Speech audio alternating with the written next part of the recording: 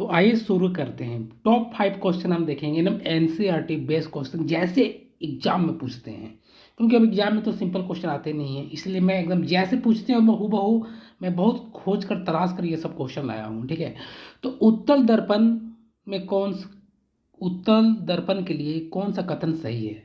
तो पहला, प्रतिबिंब वास्तविक होता है, तो वास्तविक नहीं होता है। देखिए वास्तविक मतलब अब वास्तविक और आभासी दो तरह का प्रतिबिंब बनते हैं। वास्तविक हो गया जैसे कि एकदम रियल बन, जैसे मान लीजिए कि आप किसी दर्पण के आगे खड़े हैं ना, तो आपका चेहरा नजर नहीं आ रहा है, आपका पीठ नजर आएगा। अगर पीठ नजर आएगा तो वास्तविक प्रतिबिंब बन रहा है। समझ में आ गया ना? अगर आपका चेहरा, आप खड़े हैं, सीधे खड़े हैं, तो आपका प्रतिबिंब का चेहरा नजर आ रहा है।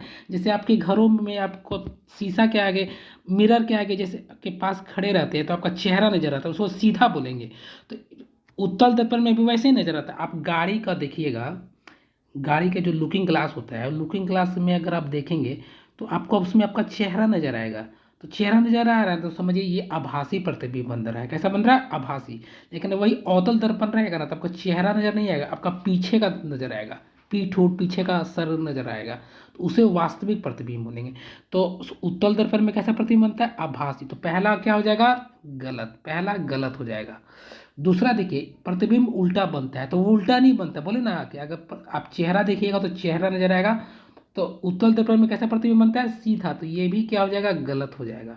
अब देखिए तीसरा, देखिए प्रतिबिंब दर्पण के पीछे बनता है। देखिए मान लीजिए ये प्रतिबिंब है, ये मिरर है, ये मिरर है, आप यहाँ खड़े हैं, और तो आपका प्रतिबिंब पता है दर्पण के पीछे बनता है, दर्पण के पीछे बनता है, तो दर्पण के पीछे बनता है। तो इसमें पूछा प्रतिबिंब दर्पण के पीछे बनता है, तो हाँ, उत्तल दर्पण में प्रतिबिंब दर्पण के पीछे बनता है, ये सही है। अगर वही अवतल दर्पण रहता तो दर्पण के आगे ही बनता, जहाँ ये खड़ा है ना, इधर इधर उधर कहीं बनता, लेकिन पीछे नहीं बनता। लेकिन उत्तल दर्पण में प्रतिबिंब दर्पण के पीछे बनता, तो थर्ड नंबर क्या है? सही हो जाएगा, सी सही आंसर है। अब आइए दूसरा देखते हैं। दूसरा है कि उत्तल दर्पण की फोकस दूरी 20 है, तो वर्कता त्रिज्या क्या कीजिए। देखिए तो पहले समझिए कि फोकस और त्रिज्या में क्या अंतर है। ठीक है, तो ये देखिए, आपको ऐसे मैं समझा देता हूँ। मान लीजिए कि ये आपका ये दर्पण है, ऐसे समझ लीजिए, गोलीय दर्पण। ये क्या है?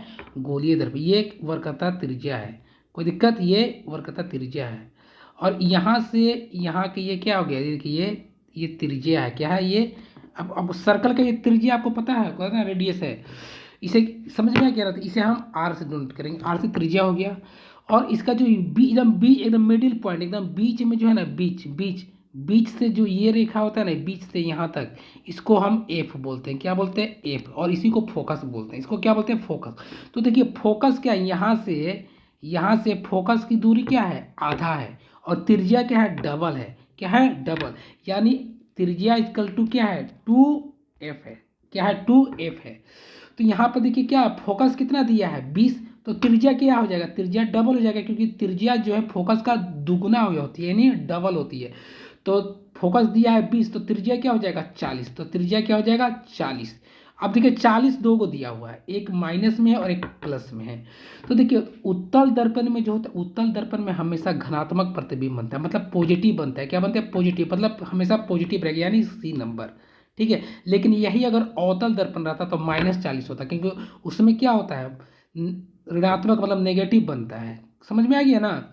लेकिन उत्तल दर्पण है तो पॉजिटिव बनेगा, यानी साइन क्या रहेगा? पॉजिटिव रहेगा। वही अवतल दर्पण रहता तो नेगेटिव -40 रहता। तो समझ में आ गया फोकस और त्रिज्या में क्या क्या फर्क है। आपको मैं ये कंसेप्ट से भी समझा दिया कि कैसे है, फोकस आधा होता है, त्रिज्या डबल होता है। चलिए तो आइए थर्ड सवाल पे आते हैं। देखिए यहाँ पर क्या है?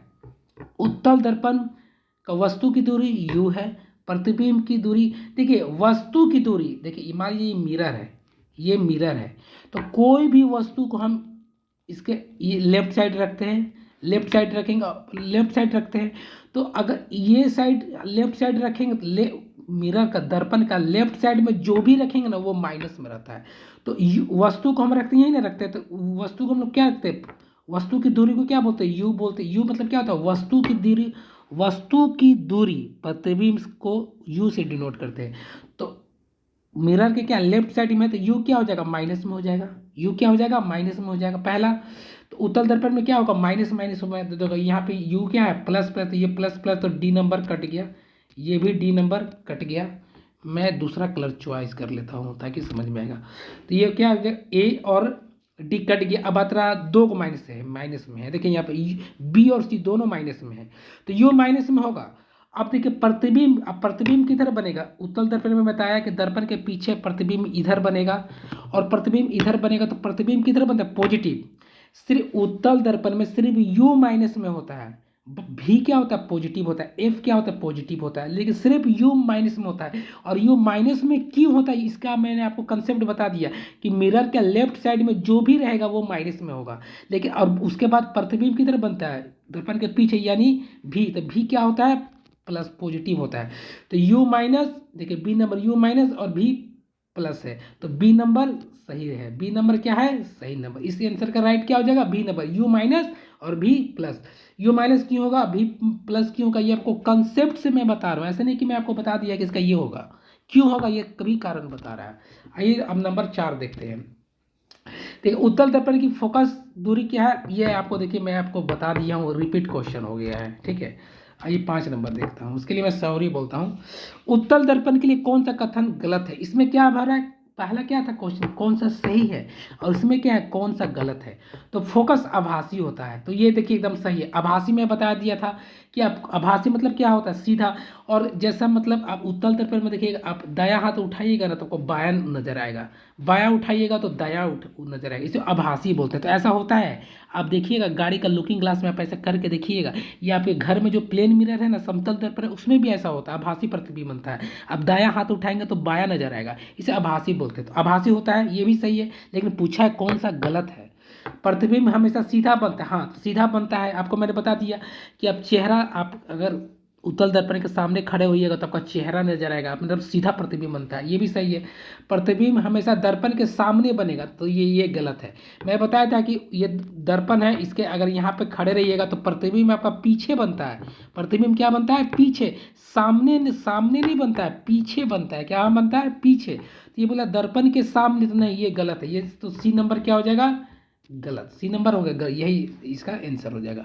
मुझे विश्वास है आपको अच्छा से समझ में आया, मैं आपको समझा कर भी बताया हूँ, ऐसा नहीं कि ये होगा वो होगा, नहीं, क्यों होगा ये भी बताया है।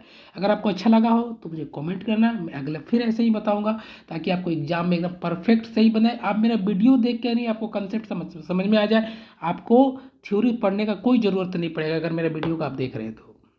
मिलते हैं अगले वीडियो में।